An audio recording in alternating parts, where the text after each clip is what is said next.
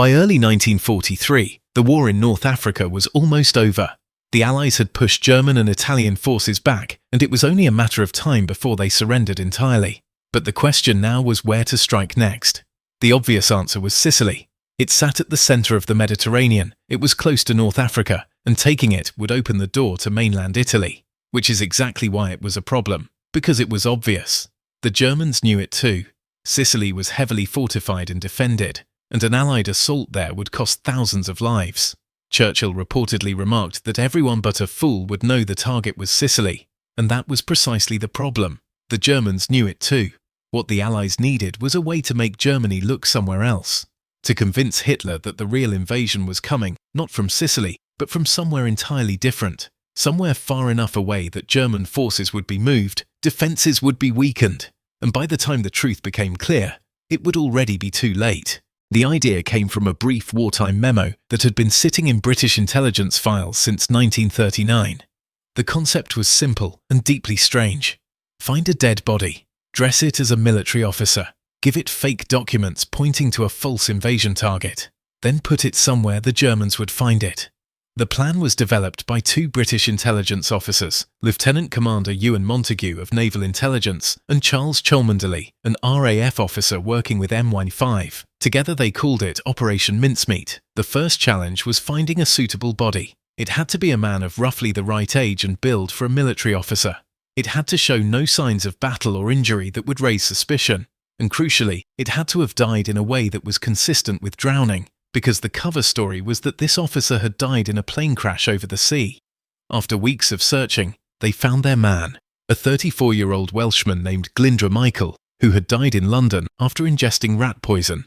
With the cooperation of the London coroner, his body was quietly made available for the operation. Glyndwr Michael was given a new identity. On paper, he became Major William Martin of the Royal Marines. A real rank, a real unit, but a man who had never existed. Montague and Cholmondeley built his life from scratch. They gave him an identity card, a photograph, letters from a fictional fiancée named Pam, a receipt from a London jeweller for an engagement ring, even overdue bills and a stern letter from his bank. Every detail was designed to make him feel real, because if German intelligence looked closely, and they would, everything had to hold up. The fake documents themselves were the centerpiece. Letters were drafted suggesting that the main Allied landings would target Greece and Sardinia, with Sicily used only as a decoy. These letters were written between senior British officers in a casual, convincing tone, the kind of correspondence that would never be meant for enemy eyes. They were sealed inside a briefcase, which was secured to Major Martin's body. In late April 1943, the body was loaded onto a British submarine. HMS Seraph sailed south toward the Spanish coast. And on the morning of the 30th of April, Major William Martin was lowered into the cold water off the town of Huelva and left to drift ashore. The body was found by a Spanish fisherman and handed to local authorities. Spain was officially neutral, but its government was sympathetic to Germany, and British intelligence had counted on exactly this. The documents were photographed, analysed, and passed to German intelligence. The deception travelled all the way up the chain of command, and Hitler accepted the false information as genuine.